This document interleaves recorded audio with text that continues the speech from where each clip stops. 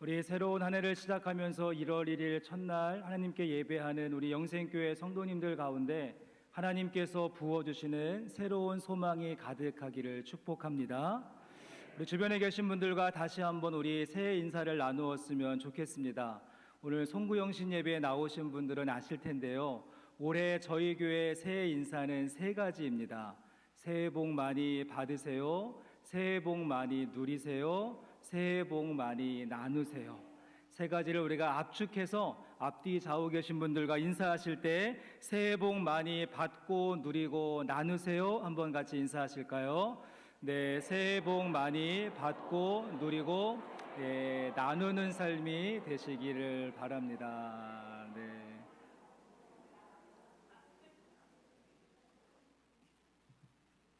저는 개인적으로 이번 한 주간 오늘 신년주일 설교를 준비하면서 제 마음속에 많은 갈등과 고민이 있었습니다. 왜냐하면 너무 하고 싶은 말이 많아서 고심이 되었죠.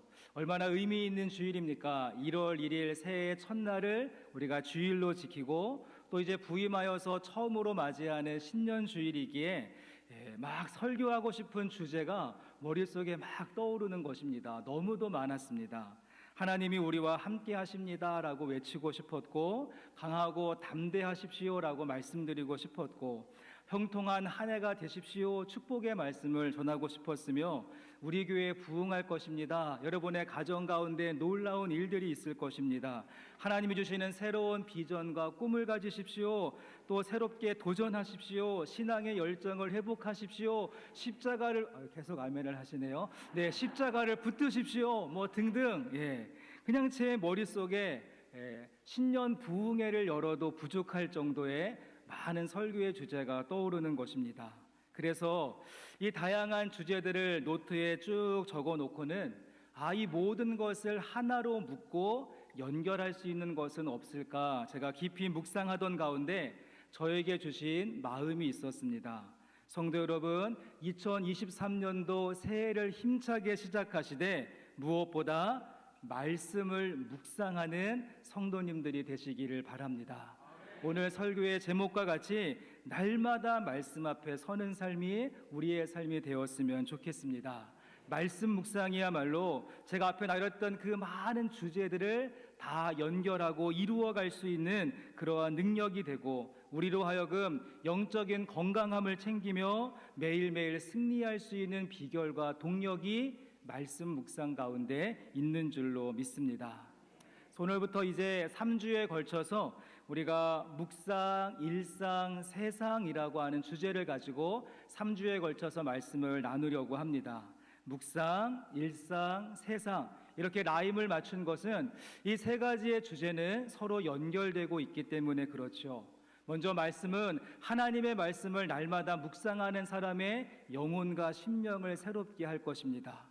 또한 그 말씀은 그 말씀을 붙들고 살아가는 여러분의 일상을 새롭게 할 것이며, 더 나아가서 그 말씀은 우리가 발을 딛고 있는 세상을 변화시키는 능력이 된다는 사실입니다. 그래서 묵상, 일상, 세상은 하나의 세트 메뉴라고 할 수 있는데, 우리가 오늘은 그 세 가지 가운데 첫 번째로 말씀 묵상에 대한 내용으로 한 해의 문을 열고자 합니다. 여러분, 그렇다고 한다면 말씀 묵상이란 무엇일까요? 말씀 묵상, 다양한 정의와 또 그것에 대한 설명이 있을 수 있겠지만, 우리가 새해를 시작하면서 말씀 묵상을 한번 생각해 본다면 말씀을 묵상한다는 것은 머무름이라고 정의할 수 있지 않을까요? 피로사회라고 하는 책으로 알려진 한병철 교수가 말하기를, 동물도 기계도 아닌 인간에게 있어서 가장 필요한 것은 빨리 가는 기술이 아니라 머무르는 기술이다라고 이야기를 했습니다. 한번 다음에 있는 슬라이드를 보여주시면, 여러분 이 모습은 나오십시오. 이 모습은 아프리카 초원에서 가젤과 사자가 함께 달리는 모습인데요, 이 가젤이라고 하는 동물은 아침에 눈을 뜸과 동시에 계속 달리기를 시작합니다. 왜 그런가 하면 사자보다 빠르지 못하면 잡혀먹을 수 있고 사자의 밥이 될 수 있기 때문에 쉬지 않고 달려가고, 또 뒤에 오는 사자 또한 어떻습니까? 아침에 눈을 뜸과 동시에 달리기를 시작하는데, 왜냐하면 가젤보다 빠르지 못하면 굶어 죽는 것을 알고 있기 때문에 쉬지 않고 달리기를 반복하죠. 이렇게 쫓고 쫓기는 신세가 되어져서 무한질주를 반복하는 것이 요즘 현대인들의 삶이고 우리의 일상이 아닌가 생각해 보게 됩니다. 여러분, 물론 스피드와 속도가 중요한 것은 사실입니다. 하지만 우리는 이 사자나 가젤처럼 생존을 위해 달리는 스피드가 중요한 동물로 창조받지 않았다는 사실입니다. 인간은 멈추어서 생각할 수 있어야 되고, 사람은 머무르면서 돌아볼 줄 알아야 합니다. 우린 그러기에 과감하게 새로운 한 해를 시작하면서 그 엑셀레이터에서 발을 떼고 브레이크를 밟을 수 있어야 됩니다. 그런 다음 잠잠하게 말씀을 묵상하면서 우리의 일상을 다시 한번 점검하고 우리가 살아가야 되는 세상을 살펴보며 영적인 숨 고르기가 우리 가운데 있어야 될 줄로 믿습니다. 자, 이런 의미에서 오늘 저희가 함께 읽으신 본문 말씀에 나오는 이 사무엘상 15장 말씀에 나오는 사울 왕은 이 부분에 대하여서 실패했던 왕이라고 할 수 있습니다. 사울은 이스라엘의 초대 왕이었음에도 불구하고 결국에는 하나님으로부터 버림받는 왕이 되어버리고 말았죠. 이 사무엘상 15장 말씀은 이 사울 왕이 어쩌다가 하나님으로부터 버림받게 되었는가, 그 이유와 원인을 설명해 주고 있습니다. 여러분, 10절 말씀 위에 있는 소제목만 보더라도 여호와께서 사울을 버리시다라고 하는 소제목이 있죠. 이 하나님께서, 여호와께서 사울을 버리기로 마음 먹으셨는데, 그렇다면 이 사울 왕이 하나님께 버림받게 되어지는 결정적인 이유와 원인이 무엇일까요? 우리가 함께 읽은 본문 말씀 가운데 보시면 23절과 26절에 두 번에 걸쳐서 반복되는 표현이 있습니다. 먼저 보시면 23절 말씀에 왕이 여호와의 말씀을 버렸으므로 여호와께서도 왕을 버려 왕이 되지 못하게 하셨나이다 라고 이야기하죠. 26절 말씀에 다시 한번 확증합니다.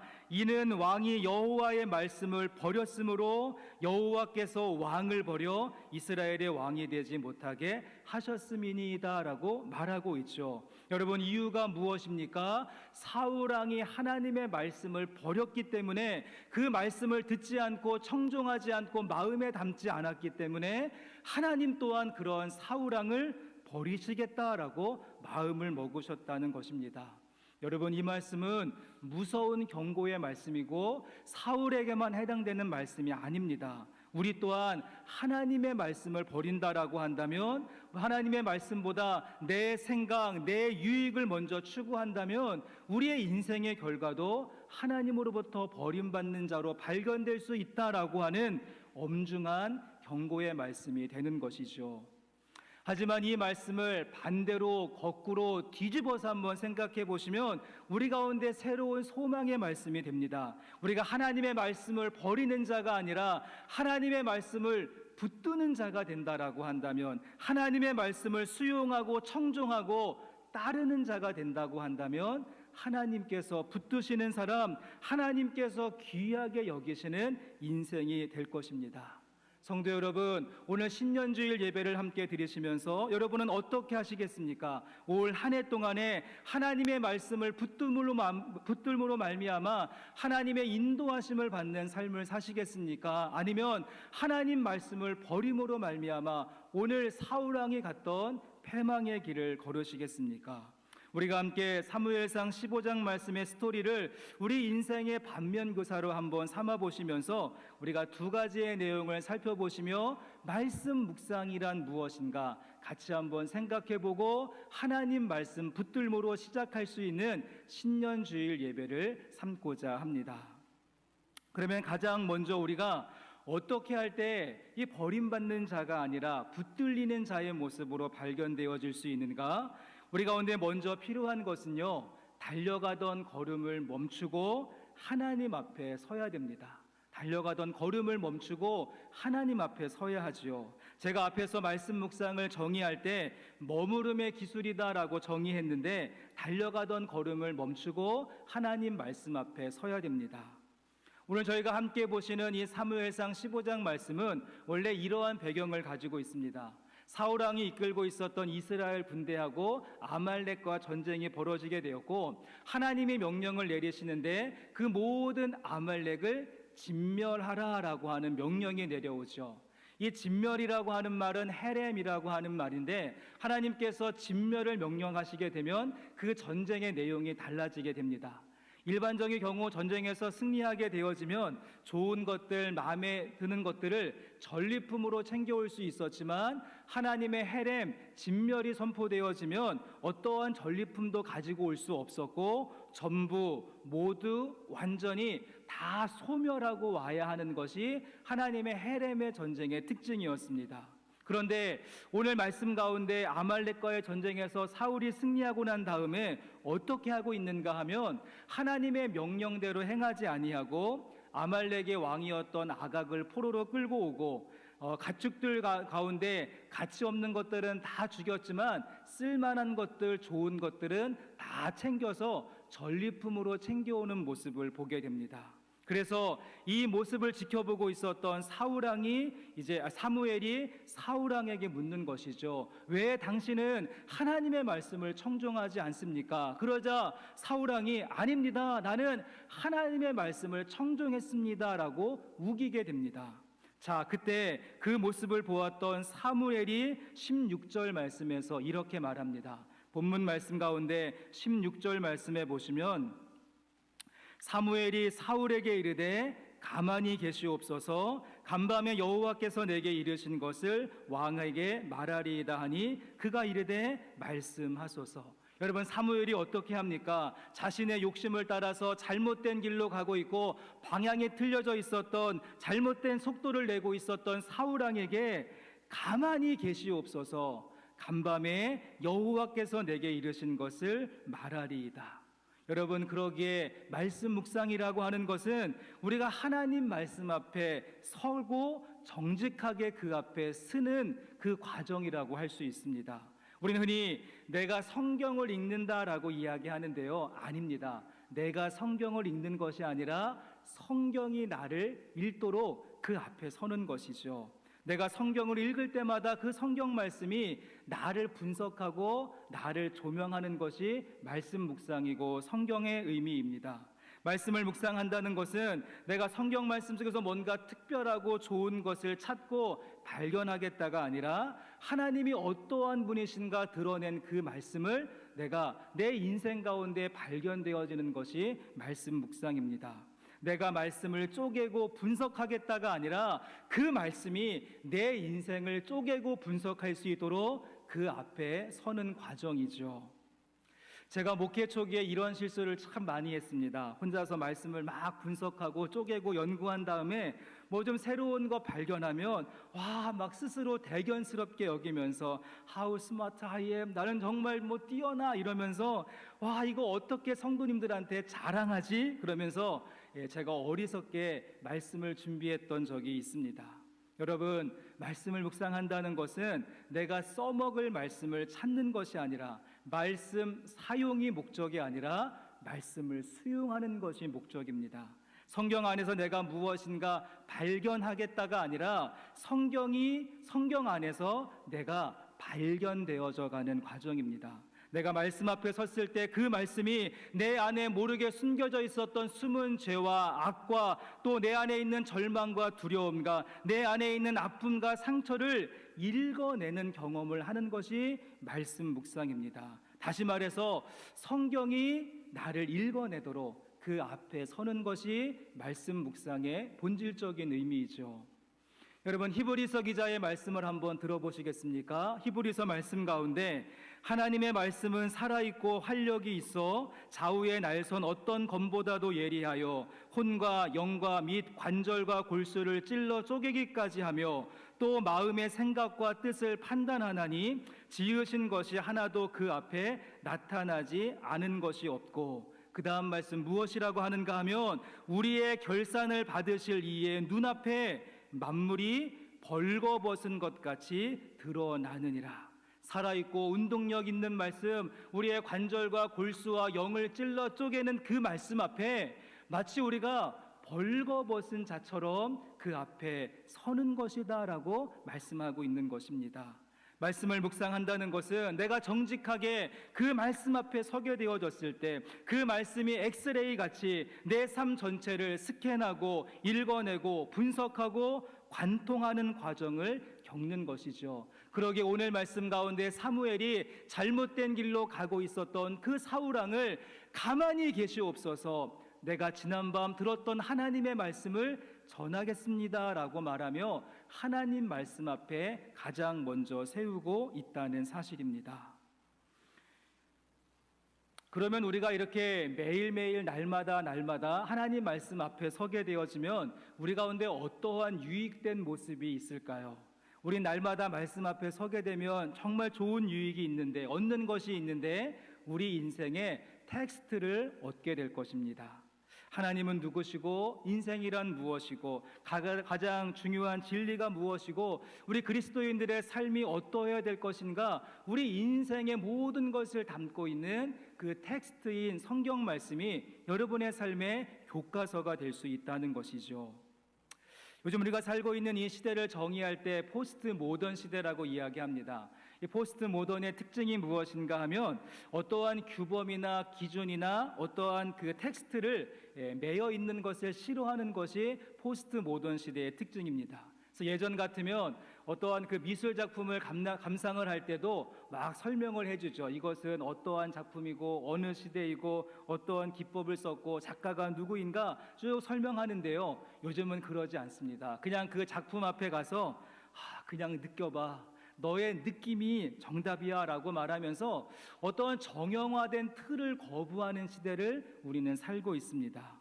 하지만 생각해 보시면 이 포스트 모던 시대의 특징, 나는 규범과 기준을 거절하며 산다, 이 명제 자체 또한 하나의 텍스트가 되고 또 다른 명제가 됩니다. 그러기에 모든 인생을 살고 있는 사람들 가운데 텍스트가 없이 사는 사람은 단 한 사람도 없을 것입니다.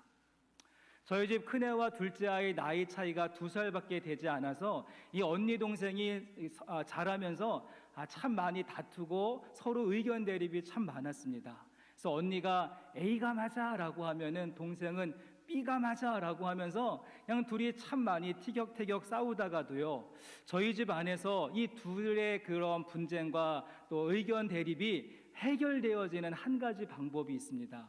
이 말을 하게 되어지면 모든 문제가 끝나죠. 둘 중에 한 명이 뭐라고 이야기하는가 하면 아빠가 A라고 했어, 아빠가 B라고 했어 라고 하면 그냥 상황이 종료가 되는 것입니다. 그러니까 저희 집 아이들에게 있어서 아빠의 말이 무엇입니까? 텍스트인 것이죠. 옳고 그름을 판단하고 무엇인가 결정할 때 가장 권위 있는 텍스트가 아빠의 말이었던, 그랬던 까마득한 옛날의 모습이 있었습니다. 근데 요즘은 뭐 통하지 않습니다. 우리 선생님이 그랬어. 요즘은 뭐 선생님 말도 통하지 않고 그냥 자신의 생각이 최고인 것을 보게 되죠.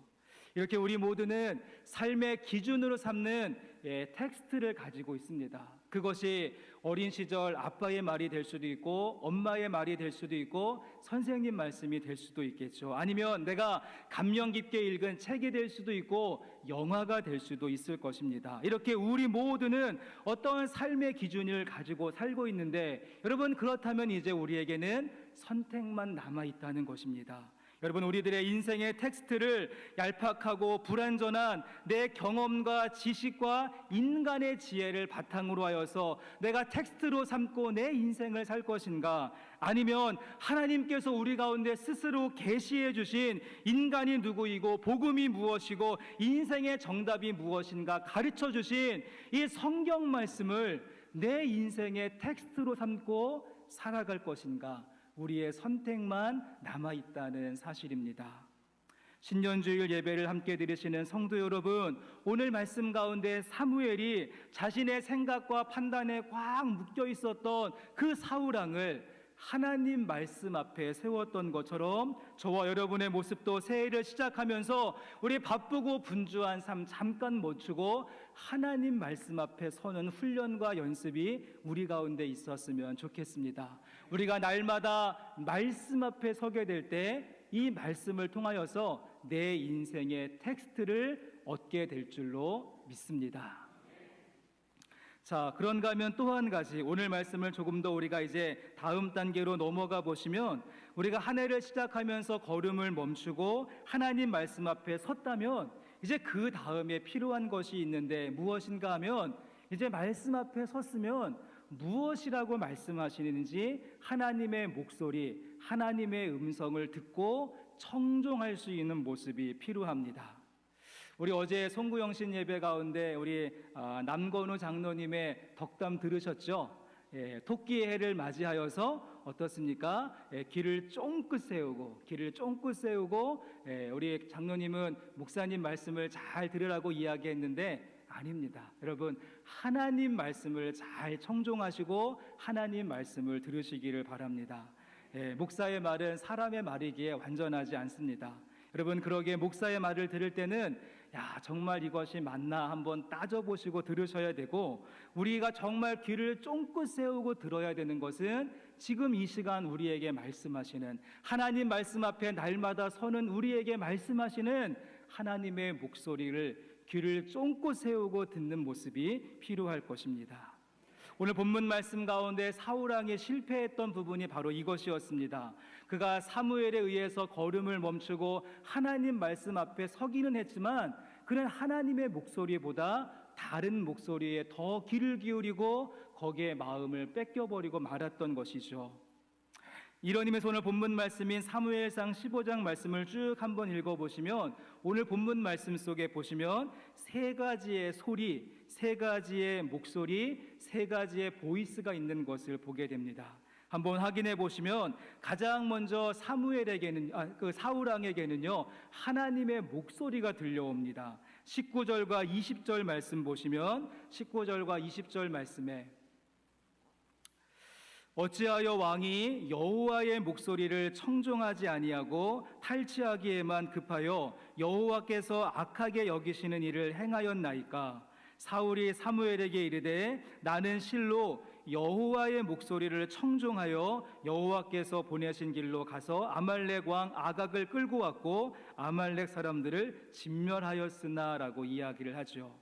여러분, 지금 사무엘은 사울에게 왜 여호와의 목소리를 청종하지 않았냐라고 이야기하고 있고, 사울왕은 아니라고, 내가 여호와의 목소리를 들었다라고 이야기하면서 여호와의 목소리라고 하는 말이 나옵니다. 하지만 이 사울왕은 그 전리품을 챙기는 것에 급급하다가 보니까 그 하나님의 목소리를 자기 식대로 해석하고 적용하고 있는 모습을 보게 됩니다.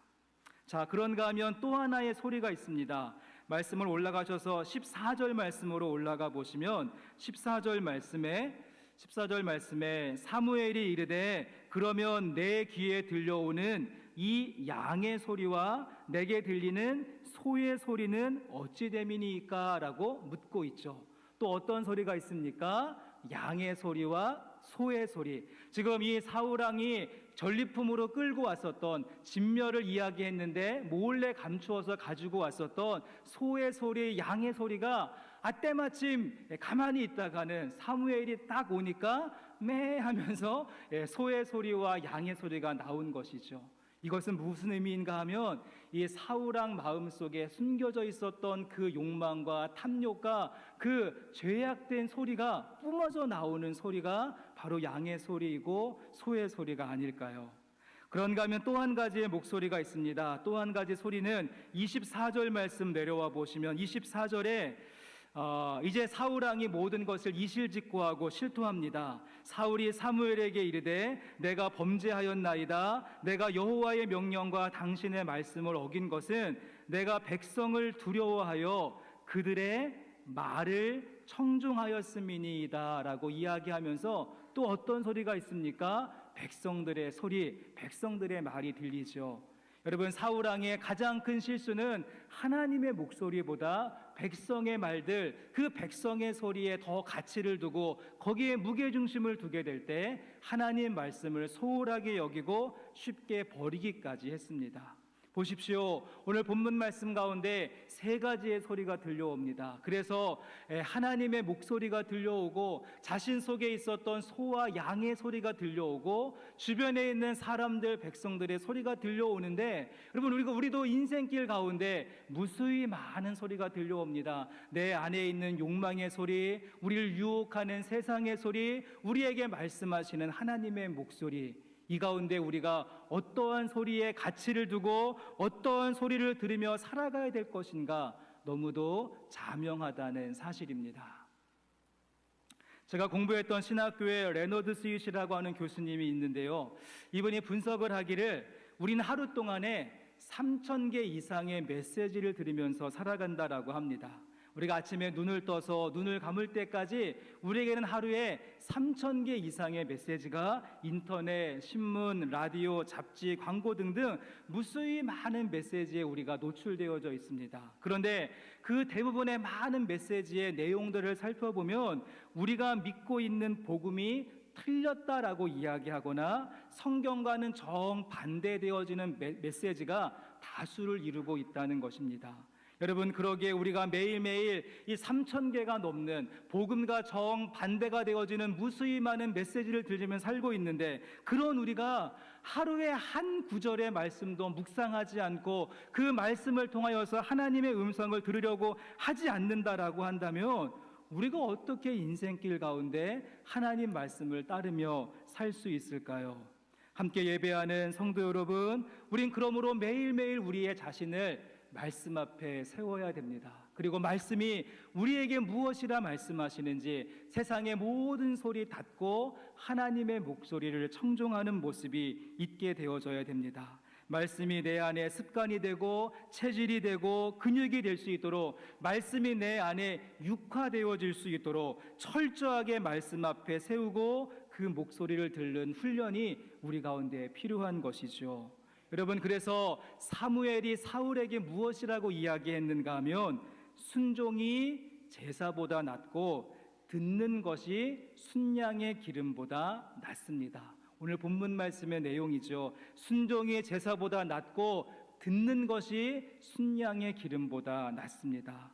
우리 가운데 들려오는 무수히 많은 세상의 소리, 우리 안에 터져나오고 있는 욕망과 탐욕의 소리 다 우리 거두어내고 하나님의 목소리 앞에 청종하며 새로운 한 해의 삶을 출발하는 우리 성도님들 되실 수 있기를 바랍니다. 이제 말씀을 마무리하면서 여러분에게 그럼 우리가 어떻게 매일매일 말씀 앞에 서고 그 말씀 가운데서 하나님의 목소리를 청종할 수 있을까 방법을 소개하려고 합니다. 제가 하나를 준비했는데요, 여러분, 이것은 매일 성경이라고 하는 묵상집입니다. 매일 성경이라고 하는 묵상집인데요, 요거는 2달에 한 번씩 발간이 되어지고 성서 유니온이라고 하는 곳에서 출간되어지는 책자입니다.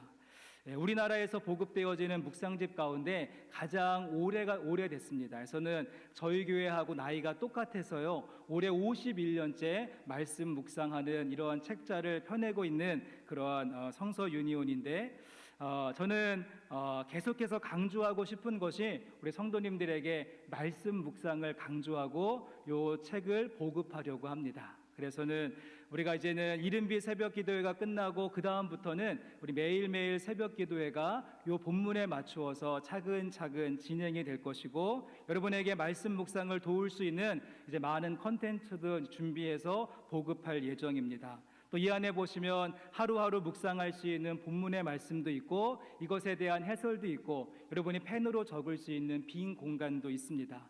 또 여기에 보시면 소그룹 교제도 있고 가정 예배도 있고 오늘 설교 말씀을 요약할 수 있는 빈 공간도 있는 것을 보게 되어집니다. 저에게 작은 소망이 있다라고 한다면 우리 교회가 익산 지역에서 모든 초교파적으로 익산 지역에서 아니면 호남 지역에서 말씀을 묵상하는 성도들이 가장 많은 교회가 되었으면 좋겠습니다. 그래서 영생교회 어떤 교회라고 물어보면 말씀 묵상하는 성도님들이 많습니다라고 이야기를 들었으면 좋겠습니다. 저는 올해 새로운 한 해를 시작하면서 목회 방향을 이 말씀 묵상, 이 매일 성경을 통하여서 말씀 묵상을 강조하려고 하고, 우리 금요일마다 모이는 금요 기도회를 통하여서 우리 함께 부르짖는 기도에 대해서 많이 강조점을 가지려고 합니다. 그래서 말씀과 기도, 기도와 말씀 본질이 회복되는 교회가 될 수 있었으면 좋겠습니다.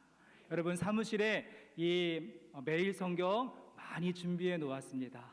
가격은 5,000원입니다. 짜장면 한 그릇 값도 안 하죠. 여러분이 새해를 시작하면서 투자하시는 것 가운데 가장 귀하고 아름답고 복된 투자가 될 것이다 라고 생각이 되어집니다. 오늘 제가 말씀팔이 목사가 된 것 같은데요. 저는 나중에 뒤늦게 조금 깨우치고 뒤늦게 공부에 대한 욕심이 생겨서 저는 부목사를 하다가 유학을 갔습니다. 그래서 미국과 캐나다에서 제가 3개의 신학교를 다니면서 공부를 했고, 학비도 참 많이 들었습니다. 학비 감당하느라고 아르바이트도 하고 고생을 하면서 공부를 했습니다. 유명한 교수님들의 책도 읽어보고 그 앞에 가서 강의를 듣고 하여튼 열심히 공부했는데, 다 돌아보니까요, 솔직히 그 신학교에서 배웠던 신학과 공부의 내용보다 제가 2달에 한 번씩 5,000원 들여서 샀던 이 매일 성경을 아침마다 묵상하고 이 말씀에 있는 내용을 깊이 생각할 때 제가 받은 은혜와 깨달은 그러한 모습이 훨씬 더 크다라고 말씀드릴 수 있을 것 같습니다.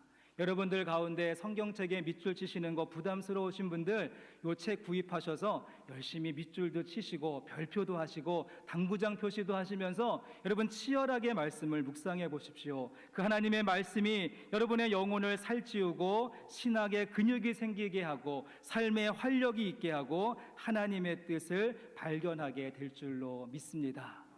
전 막 가슴이 설레는 부분이 있습니다. 우리 영생교회에 속해 있는 모든 성도님들, 이렇게 주일 예배를 드리시고 또 새로운 한 주의 삶의 모습으로 나가시죠. 다 삶의 모습은 다르고 처지가 다르고 일터와 삼터가 다르지만 우리 영생교회에 속해 있는 모든 성도님들이 아침마다 아니면 그 하루의 중간의 시간을 할애하여서 우리 모두가 똑같은 본문의 말씀을 묵상하고 그 말씀을 힘입어서 살아가고 그 말씀을 이루어내는 삶을 산다라고 한다면, 우리 영생교회 모든 성도님들이 그 말씀으로 묶여지게 된다라고 한다면, 그것이 우리 교회의 저력이고 진정한 한 가족, 한 교회의 모습이 되지 않을까요? 혹시 오늘 돈을 가지고 오지 못하신 분들은 여러분 사무실에 가셔서 제 이름 대시고 외상으로 가지고 가셔도 괜찮습니다. 우리 소망하기는 새해 우리 교회 가운데 말씀을 묵상하는 운동이 일어날 수 있기를 소원합니다. 이제 말씀을 마무리하겠습니다. 피아노를 조율하시는 분들의 이야기를 들어보면 피아노 조율에서 가장 중요한 것은 무엇인가 하면 원음을 찾는 것이다 라고 이야기합니다. 피아노는 88개의 건반으로 이루어져 있는데 음이 맞지 않고 들쑥날쑥한 그 모든 것을 다시 한번 조율하기 위해서는 기준이 되어지는 원음, A음, 라음을 맞춘 다음에 그것을 기준 삼아서 다른 피아노 건반들을 두드려가며 잃어버린 소리를 찾는 것이죠. 저는 이 원음을 찾는 것이 우리의 인생 가운데 또 새로운 한 해를 시작하면서 출발하는 말씀 묵상에 있다라고 생각합니다. 여러분의 잃어버렸던 삶의 활력을 찾고 우리의 방향을 다시 한번 회복하기 위해서 우리 인생의 원음되는 하나님 말씀 묵상하시고 그것에 기초하여서 여러분의 삶을 다시 한번 다듬어 갈 수 있는 원음과 리듬을 말씀 묵상을 통하여서 회복하며 새해를 출발하는 우리 성도님들 되시기를 주님의 이름으로 간절히 소원합니다.